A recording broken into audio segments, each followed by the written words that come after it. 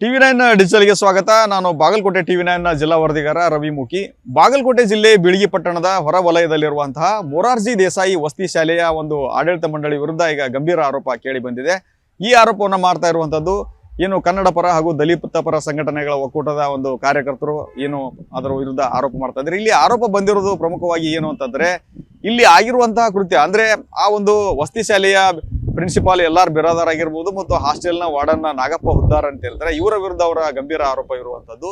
ಆರೋಪ ಏನಂತಂದ್ರೆ, ಇಲ್ಲಿ ಇವರಿಬ್ರು ಕೂಡ ಪ್ರಿನ್ಸಿಪಾಲ್ ಹಾಗೂ ಹಾಸ್ಟೆಲ್ ವಾರ್ಡನ್ ಹುದ್ದಾರ್ ಏನಿದ್ದಾರೆ, ಇವರಿಬ್ರು ಕೂಡ ಯಾವ ರೀತಿ ವರ್ತನೆ ಮಾಡ್ತಾ ಇದ್ದಾರೆ ಅಂದ್ರೆ, ದೇವರು ವರ ಕೊಟ್ಟರು ಕೂಡ ಪೂಜಾರಿ ವರ ಕೊಡಲಿಲ್ಲ ಎಂಬ ಗಾದೆ ಮಾತೇನಿದೆ, ಆ ತರ ಇವರು ವರ್ತನೆ ಮಾಡ್ತಾ ಇದ್ದಾರೆ. ಅಂದ್ರೆ ಸರ್ಕಾರ ಅಲ್ಲಿರುವಂತಹ ಮಕ್ಕಳಿಗೆ, ವಿದ್ಯಾರ್ಥಿಗಳಿಗೆ ಅನೇಕ ರೀತಿಯ ಪೌಷ್ಟಿಕ ಆಹಾರಗಳನ್ನ ವಿತರಣೆ ಮಾಡುತ್ತೆ, ಅದಕ್ಕೆ ಸಾಕಷ್ಟು ಸಂಖ್ಯೆಯಲ್ಲಿ ಹಣವನ್ನ ಖರ್ಚು ಮಾಡುತ್ತದೆ. ಆದರೆ ಇಲ್ಲಿರುವಂತಹ ಪ್ರಿನ್ಸಿಪಾಲ್ ಹಾಗೂ ಇವರು ಹಾಸ್ಟೆಲ್ ವಾರ್ಡನ್ ಇಬ್ಬರು ಕೂಡಿಕೊಂಡು ಏನು ಸರ್ಕಾರದಿಂದ ಬರುವಂತ ಅನುದಾನವನ್ನ ದುರುಪಯೋಗ ಮಾಡ್ಕೊಳ್ತಾ ಇದ್ದಾರೆ. ಅದನ್ನ ಕೇವಲ ಹಣವನ್ನ ಬಿಲ್ ತೆಗೆಯೋದಕ್ಕೆ ಮಾತ್ರ ಬಳಸ್ತಾ ಇದ್ದಾರೆ ಹೊರತು ತಮ್ಮ ಜೇಬನ್ನ ತುಂಬಿಸ್ಕೊಳ್ತಾ ಇದ್ದಾರೆ. ಆದರೆ ಯಾವುದೇ ಕಾರಣಕ್ಕೂ ಕೂಡ ವಿದ್ಯಾರ್ಥಿಗಳಿಗೆ ಪೂರಕವಾದಂತಹ ಮತ್ತು ಪೌಷ್ಟಿಕಾಂಶ ಏನು ಸಹಿತವಾದಂತಹ ಆಹಾರವನ್ನ ವಿತರಣೆ ಮಾಡ್ತಾ ಇಲ್ಲ ಎಂದು ಬಲವಾದ ಆರೋಪವನ್ನ ಮಾಡ್ತಾ ಇದ್ದಾರೆ. ಇದಕ್ಕೆ ಸಂಬಂಧಪಟ್ಟಂತೆ ಈಗಾಗಲೇ ಉಗ್ರ ಪ್ರತಿಭಟನೆಯನ್ನು ಮಾಡ್ತಾ ಇರುವಂತದ್ದು.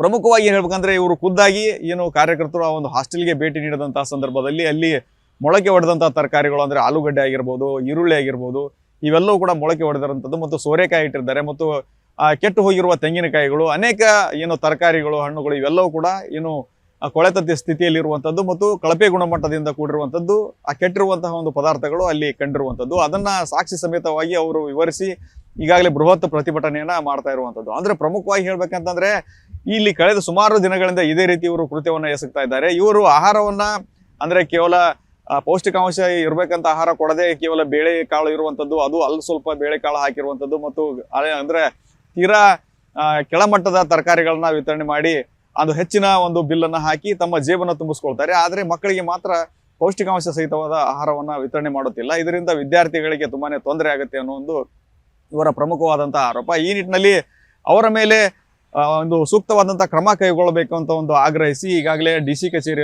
ಎದುರು ಬೃಹತ್ ಪ್ರತಿಭಟನೆಯನ್ನ ಮಾಡ್ತಾ ಇದ್ದಾರೆ. ಅಂದ್ರೆ ಸುಮಾರು ಈ ಒಂದು ಪ್ರತಿಭಟನೆಯಲ್ಲಿ ಕೇವಲ ಪುರುಷರಷ್ಟೇ ಅಲ್ಲ, ಮಹಿಳೆಯರು ಸೇರಿದಂತೆ ನೂರಾರು ಸಂಖ್ಯೆಯಲ್ಲಿ ಬಂದಂತಹ ಏನು ಹೋರಾಟಗಾರರು DC ಕಚೇರಿಯ ಒಂದು ಎದುರು ಮೆರವಣಿಗೆ ಮೂಲಕ ಪ್ರತಿಭಟನೆಯನ್ನ ಶುರು ಮಾಡಿ ಹಲಗೆ ಬಾರಿಸುವ ಮೂಲಕ ವಿಭಿನ್ನವಾದ ಹೋರಾಟವನ್ನ ಮಾಡಿದ್ದಾರೆ. ಮತ್ತು ಆ ಒಂದು ಇಬ್ಬರು ಅಧಿಕಾರಿಗಳಿದ್ದಾರೆ, ಅವರ ವಿರುದ್ಧ ಘೋಷಣೆಯನ್ನ ಕೂಗಿದ್ದಾರೆ. ಅಂದ್ರೆ ಇವರಿಬ್ಬರನ್ನು ಕೂಡ ಈ ಒಂದು ಸ್ಥಳದಿಂದ ಅಮಾನತು ಮಾಡಬೇಕು. ಯಾಕಂದ್ರೆ ಇವರು ಯಾವುದೇ ಕಾರಣಕ್ಕೂ ಮಕ್ಕಳ ಏನು ಆಹಾರಕ್ಕೆ ಕನ್ನ ಹಾಕುವಂತಹ ಅಧಿಕಾರಿಗಳು ಮತ್ತು ಹಾಸ್ಟೆಲ್ ವಾರ್ಡನ್ ಆಗಿರ್ಬೋದು, ಇವರು ಇಲ್ಲಿ ಇರ್ಲಿಕ್ಕೆ ಲಾಯಕ್ಕಿಲ್ಲ. ಇವ್ರನ್ನ ಬೇರೆ ಕಡೆ ವರ್ಗಾವಣೆ ಮಾಡಿ ಅಲ್ಲಿರುವ ಮಕ್ಕಳಿಗೆ ಆದಷ್ಟು ಸೂಕ್ತವಾದಂತಹ ಒಂದು ಪೌಷ್ಟಿಕ ಸಹಿತವಾದಂತಹ ಆಹಾರವನ್ನ ವಿತರಣೆ ಮಾಡುವಂತ ಕೆಲಸ ಆಗಬೇಕು ಅಂತ ಒಂದು ಆಗ್ರಹಿಸಿ ಎಲ್ಲರೂ ಕೂಡ ಯಾಕಂದ್ರೆ ಅಲ್ಲಿ ಪೋಷಕರು ಸುಮಾರು ಸಂಖ್ಯೆಯಲ್ಲಿ ಮಹಿಳೆಯರು ಬಂದಿದ್ರು. ಬೇರೆ ಬೇರೆ ಗ್ರಾಮೀಣ ಪ್ರದೇಶ ಅಂದ್ರೆ ಬೀಳಗಿ ಪಟ್ಟಣದ ಹೊರವಲಯದಲ್ಲಿರುವಂತಹ ಅನೇಕ ಹಳ್ಳಿಗಳ ಒಂದು ಮಹಿಳೆಯರಾಗಿರ್ಬೋದು ಮತ್ತು ಅಲ್ಲಿನ ಜನರು ಎಲ್ಲ ಪೋಷಕರು ಪ್ರಮುಖವಾಗಿ ತಮ್ಮ ಮಕ್ಕಳನ್ನ ಒಂದು ಮೊರಾರ್ಜಿ ದೇಸಾಯಿ ಅಂತ ವಸತಿ ಶಾಲೆಯಲ್ಲಿ ಹಾಕಿದೀವಿ, ಅಲ್ಲಿ ಒಳ್ಳೆಯ ಗುಣಮಟ್ಟದ ಶಿಕ್ಷಣ ಸಿಗುತ್ತದೆ, ಅದರ ಜೊತೆಗೆ ನಮ್ಮ ಮಕ್ಕಳ ಆರೋಗ್ಯದ ದೃಷ್ಟಿಯಿಂದ ಒಂದು ಒಳ್ಳೆಯ ಪೌಷ್ಟಿಕಾಂಶ ಸಹಿತವಾದಂತಹ ಆಹಾರವನ್ನು ಕೂಡ ನೀಡಲಾಗುತ್ತದೆ, ಊಟ ಉಪಚಾರ ಎಲ್ಲವೂ ಕೂಡ ಚೆನ್ನಾಗಿರ್ತದೆ ಮತ್ತು ಸುಸಜ್ಜಿತವಾದಂತಹ ಒಂದು ಒಳ್ಳೆಯ ವಾತಾವರಣ ಇರುತ್ತೆ ಮತ್ತು ಎಲ್ಲ ರೀತಿಯಂತ ಮೂಲಭೂತ ಸೌಲಭ್ಯಗಳು ಕೂಡ ಅಲ್ಲಿ ಚೆನ್ನಾಗಿರ್ತೇವೆ ಅಂತ ನಂಬಿಕೊಂಡು ನಾವು ನಮ್ಮ ಮಕ್ಕಳನ್ನ ಅಲ್ಲಿ ದಾಖಲು ಮಾಡಿದ್ದೇವೆ. ಆದ್ರೆ ಅಲ್ಲಿನ ಸ್ಥಿತಿಗತಿಯನ್ನ ನಾವು ಈಗ ಹೋಗಿ ನೋಡಿದಾಗ ಗೊತ್ತಾಗಿದ್ದು, ಅಲ್ಲಿ ತೀರಾ ಕಳಪೆ ಮಟ್ಟದ ಗುಣಮಟ್ಟದ ಆಹಾರವನ್ನ ಕೊಡಲಾಗುತ್ತದೆ ಮತ್ತು ಸರಿಯಾಗಿ ಇಲ್ಲಿ ಯಾವುದೇ ರೀತಿ ಮೂಲಭೂತ ಸೌಲಭ್ಯ ಕೂಡ ಇಲ್ಲ.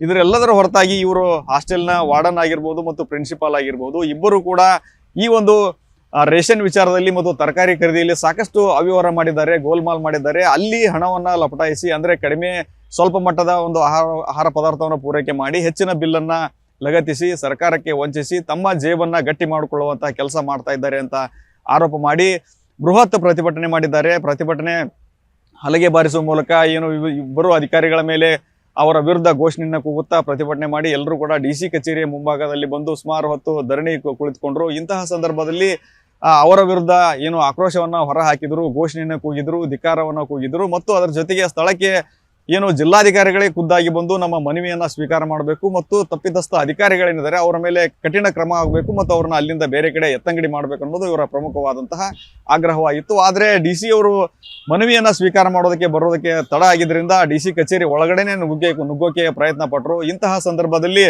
ಸ್ಥಳದಲ್ಲಿದ್ದಂತಹ ಪೊಲೀಸರು ಅವರನ್ನ ತಡೆ ಹಿಡಿದು ಅವರ ಮನವಿ ಒಲಿಸುವಂತಹ ಕೆಲಸ ಮಾಡಿದ್ರು. ನಾವು DC ಅವ್ರನ್ನ ಇಲ್ಲಿ ಕರೆಸ್ತೀವಿ ಅಂತ ಹೇಳಿದ ನಂತರ ಅವರು ಅಲ್ಲೇ ಒಂದು DC ಕಚೇರಿ ಮುಂಭಾಗದಲ್ಲೇ ನಿಂತ್ಕೊಂಡು ಮತ್ತೆ ಧರಣಿಯನ್ನು ಮುಂದುವರಿಸ್ತಾರೆ. ಇಂತಹ ಒಂದು ಸಂದರ್ಭದಲ್ಲಿ ಪ್ರತಿಭಟನೆ ತೀವ್ರತೆಯನ್ನು ಅರಿತಂತಹ DC ಸಂಗಪ್ಪ ಅವರು ಸ್ಥಳಕ್ಕೆ ಬಂದು ಅವರ ಮನವಿಯನ್ನ ಸ್ವೀಕಾರ ಮಾಡಿದ್ದಾರೆ. ಮನವಿಯಲ್ಲಿ ಎಲ್ಲವನ್ನು ಕೂಡ ಅಲ್ಲಿ ಆಗ್ತಾ ಇರುವ ಅಂದ್ರೆ ಆ ಒಂದು ಪರ್ಟಿಕ್ಯುಲರ್ ಹಾಸ್ಟೆಲ್ನಲ್ಲಿ ಆಗ್ತಾ ಇರುವಂತಹ ಎಲ್ಲ ಅವ್ಯವಹಾರ ಮತ್ತು ಅಕ್ರಮ ಮತ್ತು ಎಲ್ಲವನ್ನು ಕೂಡ ಅದರಲ್ಲಿ ನೀಟಾಗಿ ಬರೆದು ಅವರಿಗೆ ಮನವಿಯನ್ನು ಸಲ್ಲಿಸಿದ್ದಾರೆ. ಆ ಮನವಿಗೆ ಸ್ಪಂದಿಸಿದಂತಹ DC ಸಂಗಪ್ಪ ಅವರು ಕೂಡಲೇ ಇದರ ಬಗ್ಗೆ ನಾನು ಅಲ್ಲಿ ಹೋಗಿ ಸ್ಥಳಕ್ಕೆ ನಮ್ಮ ಅಧಿಕಾರಿಗಳನ್ನ ಕಳಿಸಿ ಅದರ ಒಂದು ಚೌಕಾಸಿ ಮಾಡಿಸಿ ಅಲ್ಲಿ ತಪ್ಪು ಕಂಡು ಬಂದಿದ್ದೇ ಆದಲ್ಲಿ ನಾವು ಸೂಕ್ತವಾದಂತಹ ಕ್ರಮ ಕೈಗೊಳ್ತೀವಿ. ಯಾವುದೇ ಕಾರಣಕ್ಕೂ ವಿದ್ಯಾರ್ಥಿಗಳಿಗೆ ಅವರ ಒಂದು ಆಹಾರಕ್ಕೆ ಸಂಬಂಧಪಟ್ಟಂತೆ ಅನ್ಯಾಯವಾಗದ ರೀತಿಯಲ್ಲಿ ನಾವು ನೋಡಿಕೊಂಡು ಅವ್ರು ಏನಾದರೂ ತಪ್ಪು ಕಂಡು ಬಂದಿದ್ದೇ ಆದಲ್ಲಿ ಅವ್ರ ವಿರುದ್ಧ ಸೂಕ್ತ ಕ್ರಮ ಕೈಗೊಳ್ತೀವಿ ಅನ್ನೋ ಒಂದು ಭರವಸೆಯನ್ನು ನೀಡಿದ್ದಾರೆ. ಈ ನಿಟ್ಟಿನಲ್ಲಿ ಅವರು ಪ್ರತಿಭಟನೆಯನ್ನ ಸದ್ಯಕ್ಕೆ ಹಿಂಪಡೆದು ವಾಪಸ್ ಹೋಗಿದ್ದಾರೆ. ಆದರೆ ಈ ಒಂದು ಭರವಸೆಯನ್ನ ಏನು ನೀಡಿದ್ದಾರೆ ಆ ಭರವಸೆ ಎಷ್ಟರ ಮಟ್ಟಿಗೆ ಈಡೇರುತ್ತೆ ಮತ್ತು ಅಲ್ಲಿ ಆಗಿರುವಂತಹ ಘಟನೆ ಬಗ್ಗೆ ಸೂಕ್ತವಾದಂತಹ ಪರಿಶೀಲನೆ ನಡೆಸಿ ಯಾವುದೇ ರೀತಿಯಲ್ಲಿ ಮುಲಾಜಿಗೆ ಒಳಗಾಗದೇನೆ ಪ್ರಾಮಾಣಿಕವಾಗಿ ಪಾರದರ್ಶಕವಾಗಿ ತನಿಖೆ ನಡೆಸಿ ಆ ಒಂದು ಪರಿಶೀಲನೆ ಮಾಡಿ ಅಲ್ಲಿರುವಂತಹ ಏನು ಅಧಿಕಾರಿಗಳು ಏನೋ ತಪ್ಪು ಮಾಡಿದ್ದೇ ಕಂಡು ಬಂದಿದ್ದೆ ಆದಲ್ಲಿ ಮತ್ತು ಅದ್ರ ಜೊತೆಗೆ ವಿದ್ಯಾರ್ಥಿಗಳು ಹಾಗೂ ಪೋಷಕರನ್ನು ಕೂಡ ಇದ್ರ ಬಗ್ಗೆ ವಿಚಾರಣೆ ನಡೆಸಿ ಅಲ್ಲಿ ಆಗಿರುವಂತಹ ನೈಜ ಘಟನೆಯನ್ನ ತಿಳಿದುಕೊಂಡು ತಪ್ಪು ನಡೆದಿದ್ದೇ ಆದಲ್ಲಿ ಸೂಕ್ತವಾದಂತಹ ಕ್ರಮವನ್ನ ಕೈಗೊಳ್ಳಬೇಕಾಗಿದೆ.